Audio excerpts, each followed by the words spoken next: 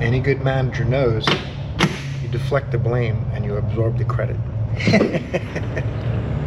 How you doing? Thanks for tuning in. I'm so glad you're here. I'm Jimmy. We're making it work. We're about to spend a day in the shop. They're going to take this converter, diverter, inverter for this Prius over to the place we got it from, get another one to try. We've gone over it a few times, probably beat it up a little bit too much, but it was occurring pretty regular with the inverter we put in. It fixed one problem and caused another. That's basically the bottom line. In any event, I'll probably spend some time cleaning this bench again today. We definitely got to get that taken care of. I'm not going to let it go a month and a half this time. I can't do it every day. Looking at it going, what else is going to happen today? I don't know. It's been slow. Yesterday the bottom dropped out. There was nothing going on really, so we'll see what happens with that. Hopefully today it picks up. We do have a couple cars out in the parking lot, some keys in the drop box. Beautiful morning, 74, 75 degrees. Supposed to be about 90 today. It's a typical September day in Central Florida. Hope it's nice by you, and I hope you're going to find a way to make it work today. It's not just about me making it work. We all do it. This community making something good happen every day. Whether it's fixing a car, you know, cutting the grass, trimming your fingernails. Look how nice they are. I just trimmed them. What? Squirrel. We got to get on that project truck too. The poor thing is just sitting out there in the grass, getting mowed all over it and stuff. We're gonna do something with that too soon. But since the weather's getting nice, I can come in early on Sundays and work on that project truck. But let's finish getting this place open up so we can get started. Getting people back on the road, having fun, learning things, paying the bills. You know how it goes. Stay tuned.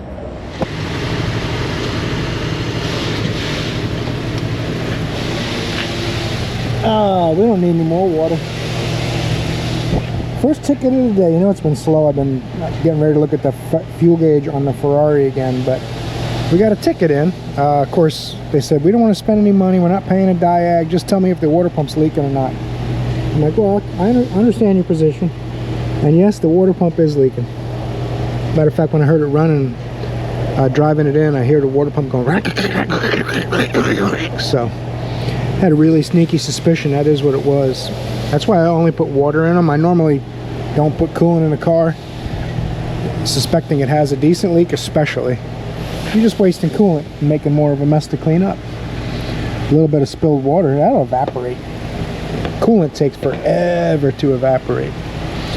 Let's see if we get a water pump job. If they didn't want to spend any money on a 2021 Yukon XL, maybe they won't want to fix it. I hope they do. Make for a much more interesting day in the shop today if we get work. Other than the Ferrari. Little by little we're getting it sorted out, but every time we got to fix something, it takes a month to get parts from Ferrari suppliers in Europe or Ferrari direct. Uh-oh, have you driven a Ford lately? Look at those big old wheels on that thing. Ain't they pretty?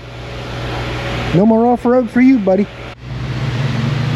Doesn't fit in my bag. Let's see, this beauty here is a 2018 F-150. Customer did a full tune-up, coils and plugs and stuff. It's still misfiring. He did notice oil on cylinder 1 spark plug. 168,000 miles. Love rating of 6. Let's see what's going on in cylinder 1. What do you say? I'm going to put the scanner on it real quick. And, man, the key chime in these things is annoying. Can't really lift it or get it on my lift here. We might have to use it on the back. We'll do it on the back lift if we ever get the part for the Prius. He hasn't taken the old one yet to get the replacement. We'll get to it. Don't worry. We will get to it. I don't want anyone disheartened. I pulled the hood really. Oh, there it is. I don't know why. I'm just old, I think. And I see stuff like this. I'm just old. It doesn't make sense to me.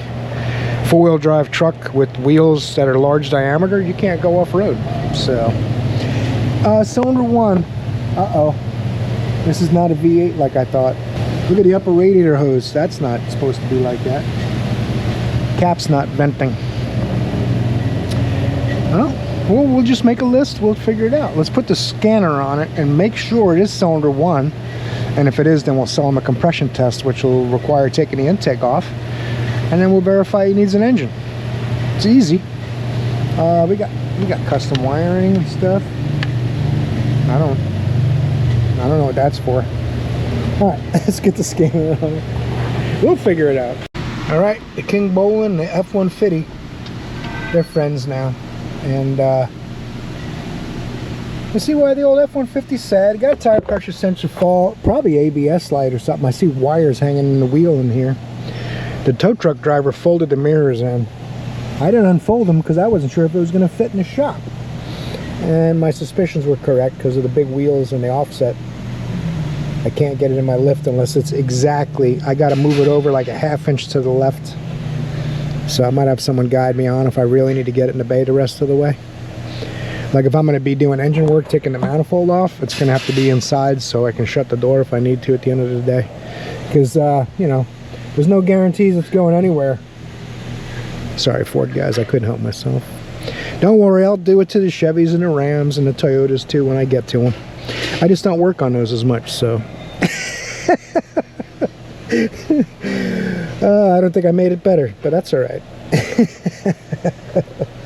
So, it's got a console and it has a column shift. That's kind of strange. Let's get the report done. Get past that. See what kind of codes we got, and then we'll move into misfire monitors. All right, look at these codes. My goodness, what are we gonna do? What are we gonna do? We got audio codes, we got BCM codes, lighting codes, things like that, AC codes, powertrain, cylinder 1 misfire. That's where he said he saw oil. Well, that's pretty simple, huh? We're headed towards an engine in this thing. You know, you see oil on a spark plug. There's only 2 ways it gets in there: the valve guides or the piston rings. With 170,000 miles on it, you guys, you know the deal. I do have to verify it with a compression test and a cylinder leak down. What you can do is you pull the spark plug out. I have a tool that you, okay, these guys doing work over here insist on making noise. I am trying to hang out with you guys and keep the audio studio settings perfect. You take the spark plug out of cylinder 1. We suspect that's the problem cylinder. And I have a leak down tool, which is kind of like a compression tester, except it lets you put one tube into the cylinder, hook shop air to it, and you have 2 gauges, one that shows you the amount of leak down and one that shows you the amount of pressure you're putting in the cylinder. And you want those 2 needles to stay pretty close. You know, there's a variable amount of change, 5-8% leak down. Some applications allow a little more, some less.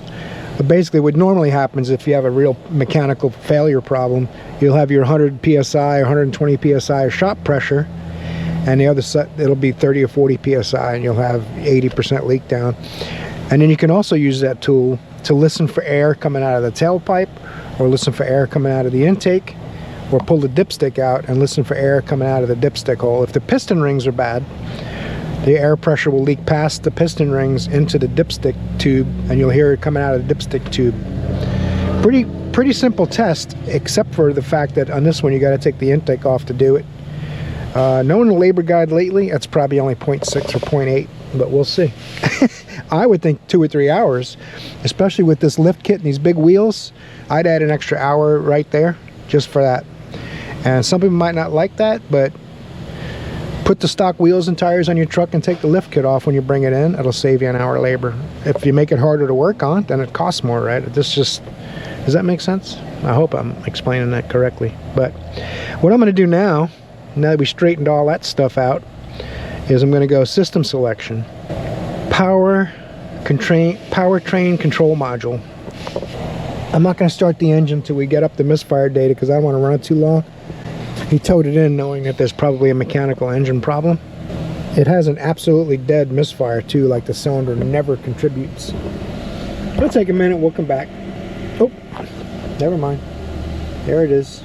Misfire test. Okay.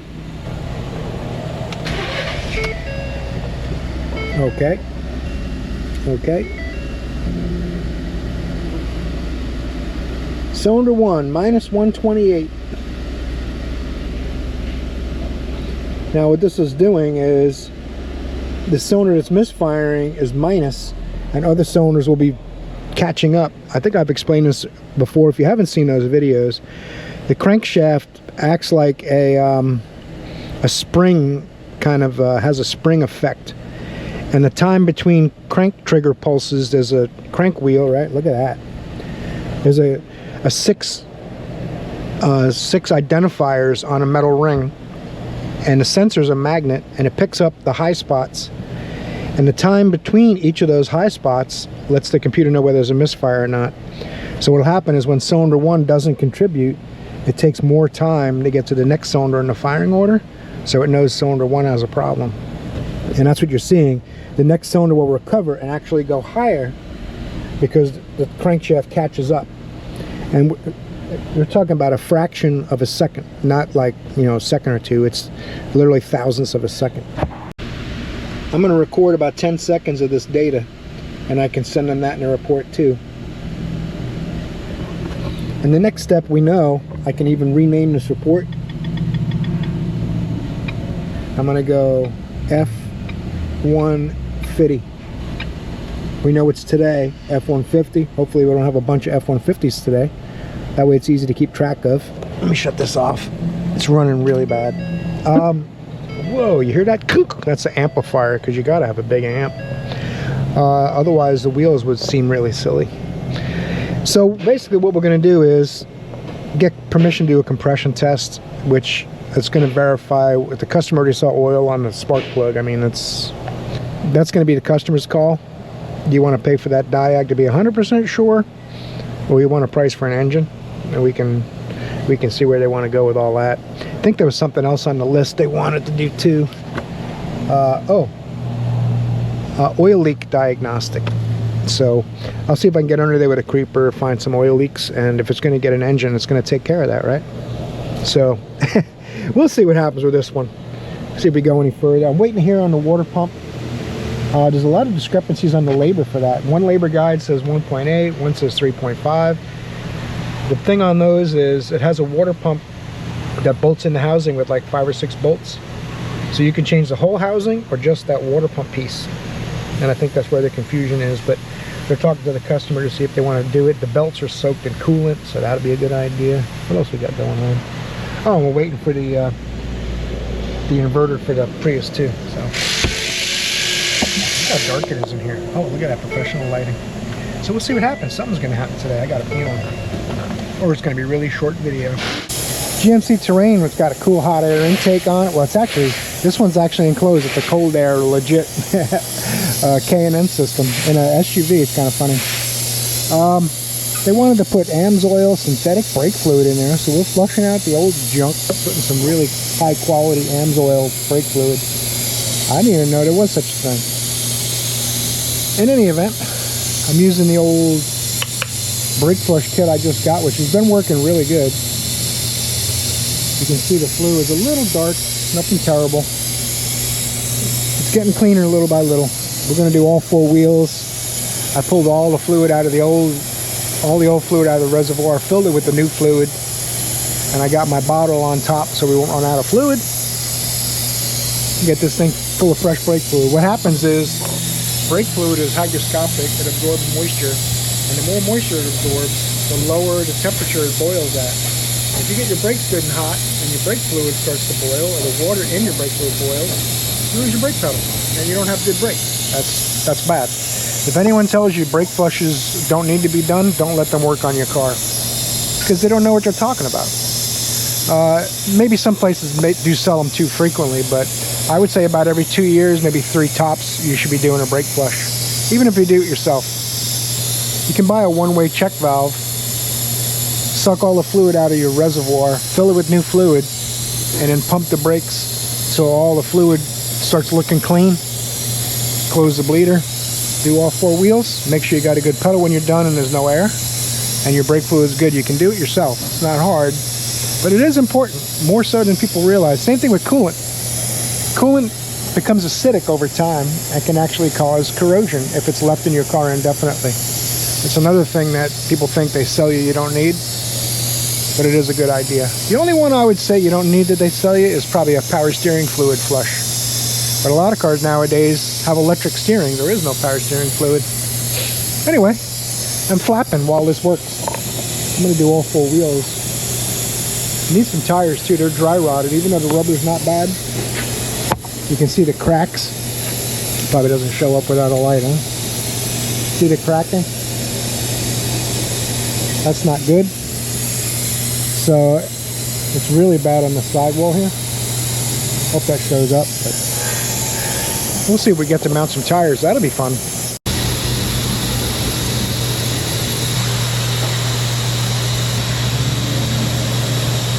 We're getting it, we just ain't got it yet. I moved this clamp. The customer put this on himself and had to clamp up here, so it wasn't on the nipple there. So I made a short about it, see if we get some funny reactions from that.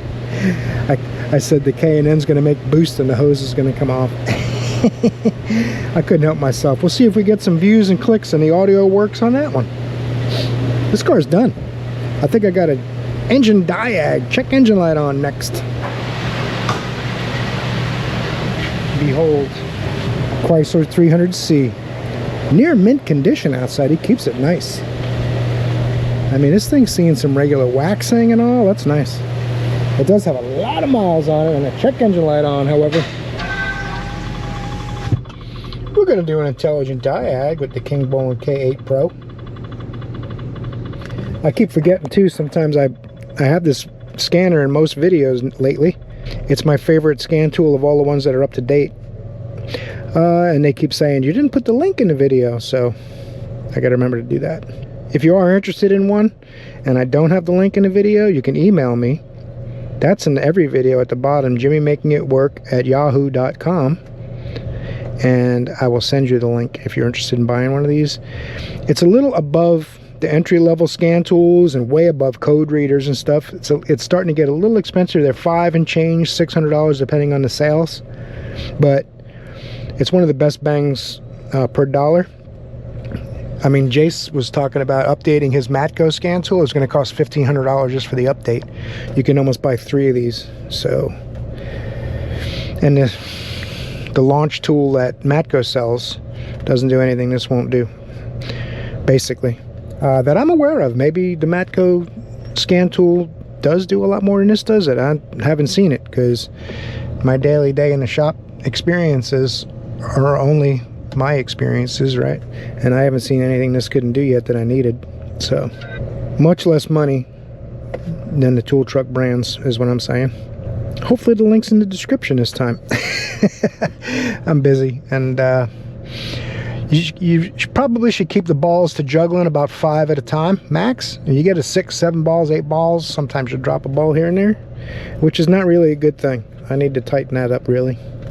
Just take a minute. We're going to come back, see what the codes are. Very clean car inside now. They got beautiful towels on the floor and keeping it nice. This car is probably like an 8. I'd go higher if it didn't have a dusty dashboard. Uh-oh. I hope it doesn't want me to have a FCA. We'll see. Nope. It's doing something. P219A. That's a new one. Bank 1 air-fuel ratio imbalance. And there's some other codes and some other modules, sensor failures, it looks like, things like that. But our main concern is this pesky guy right here, the Bank 1 air fuel ratio, which means it's not happy with the 3 cylinders on Bank 1 and what they're all doing. The modern cars are getting pretty advanced, and there was a stage where they were going to try to put 1 oxygen sensor per cylinder. But then the engineers were like, well, hey, we know the crank positions and the cam positions. Why can't we read the exhaust pulses of the oxygen sensor like we would with if we had a single ignition coil firing 6 cylinders? The O2 sensor can see the 6 pulses.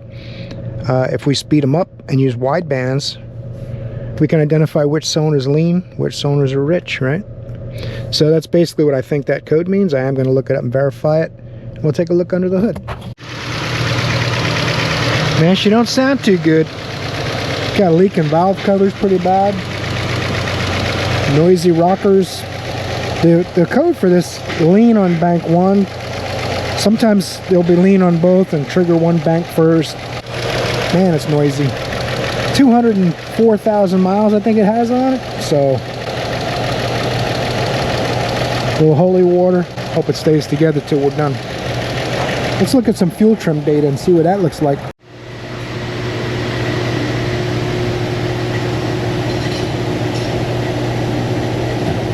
I can't find short trim, so I brought up long-term trim, and I brought up 02 bolts for the front.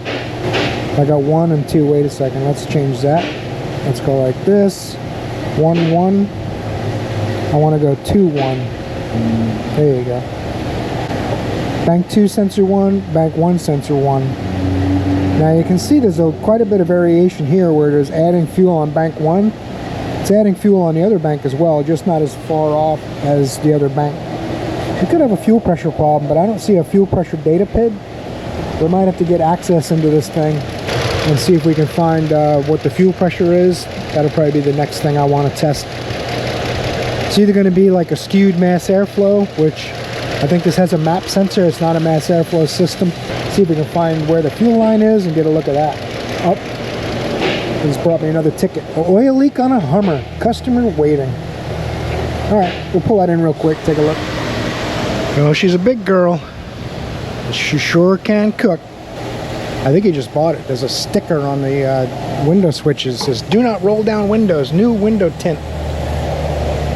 It's like a little dark. Not legal, but that's all right. Hey, what are you going to do? If you buy a Hummer, you need dark window tint. Customer's on his way out to help me. Just between us. All right, we got it in OBD2 mode now. It's about to get serious up in here. Can't find short trim. So we are going to find OBD2.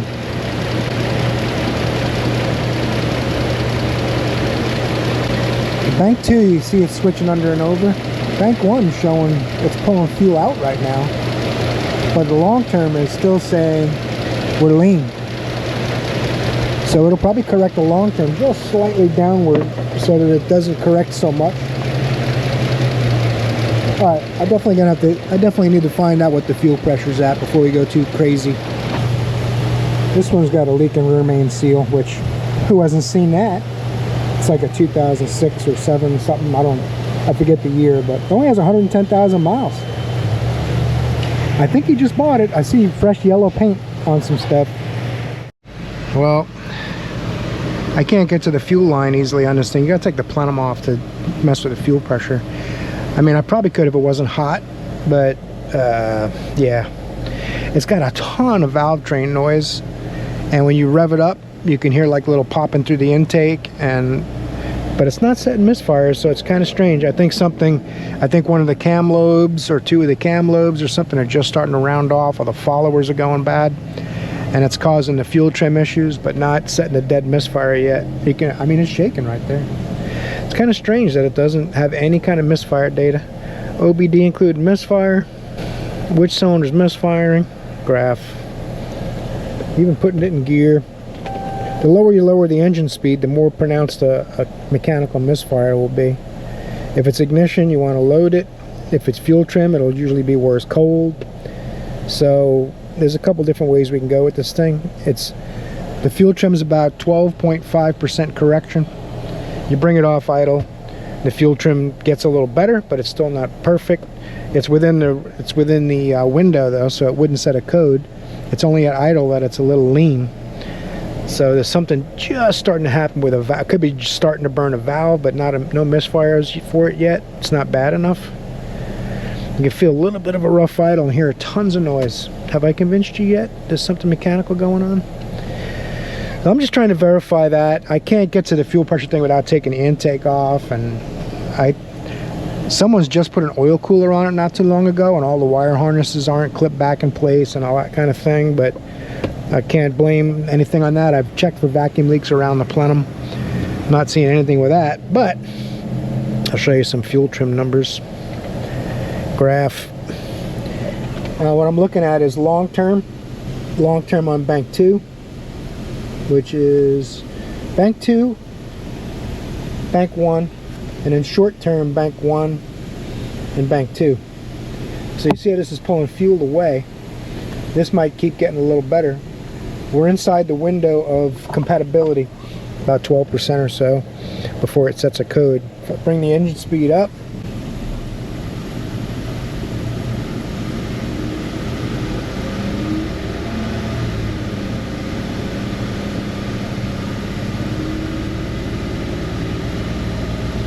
now it's better, but this is what I want to see. This has just gotten better, but it's not good. I really want to take the valve cover off of bank 1 and get a look at those rocker arms and stuff and see if there's something going on. I mean, you can feel it shaking right there just a little bit, but it will not show me a misfire. If I can get it to show me any kind of a misfire on bank 1, then I know we're on the right track. I think what I'm going to have to do is let this engine cool off. She's nice and warm now. Let it cool off a little bit, see if it runs worse cold. We could also even be just dealing with carbon on the valves and a noisy valve train. Very odd the way this is behaving, but we'll figure it out. I think we're going to have to see how far they want to go with it, because I've got about an hour in it now. That's about, oh, the Hummer left. I told him his rear main was leaking. He said, back it out. The one with the Yukon with the water pump, back it out. They got a nice Yukon XL Denali. They don't have the money for a water pump. So, man, it's been tough this week, huh? We're doing what we can do. That's all we can do. Let's let this cool off a little bit, come back to it. All right, real quick, it's the end of the day, but I want to try this out before I put this back together. We got another one. It looks worse than the one I took out, but you can't really go by appearance. You want at least 500 mega ohms. We're at 4,000, so.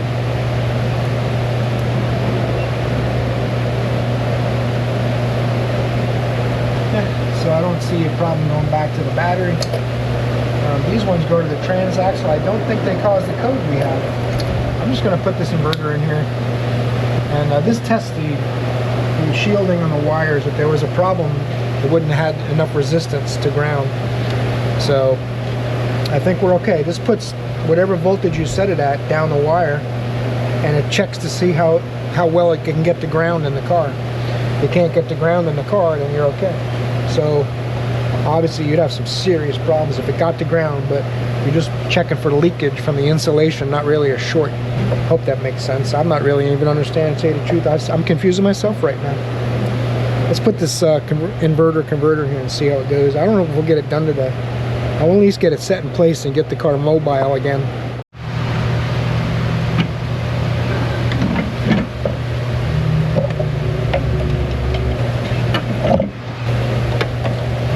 Good click. Quite a few connectors.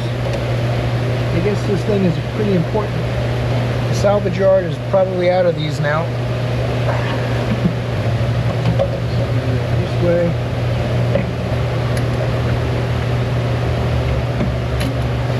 The 3 bolts for this one go straight down. 3 for this one straight down, but the connector goes in sideways. And then there's the bleed valve. Interesting day. They wrote the same junkyard numbers on this one. Is it 5 o'clock?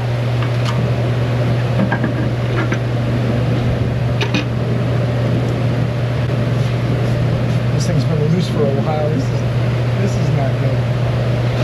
These things are very sensitive. I'm gonna have to get a blowgun and blow this out. This little contact, when you put that lid on, has to go into this. This is where our screws go to hold the cable up. Same thing in the back here. I wish it wasn't that dirty.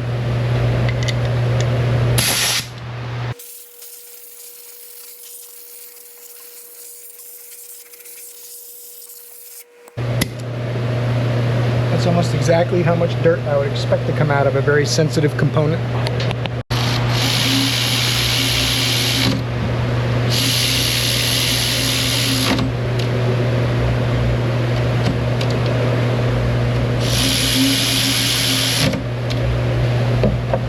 I'm not even going to tighten the brackets yet. I'm going to get all these electrical connectors done, and then we'll go ahead and do that. These slightly longer bolts go on the wiring, oddly enough, because the nut for the electrical connection is about 1/4 of an inch down into the recess.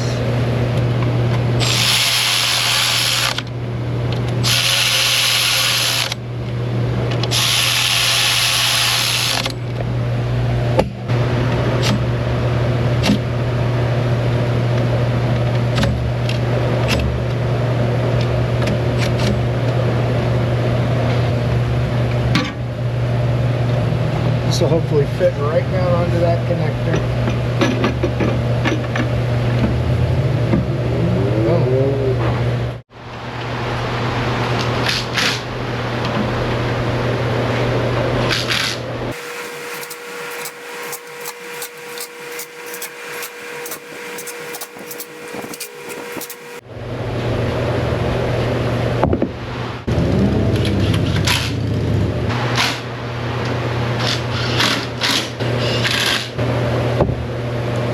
We're getting close to something happening.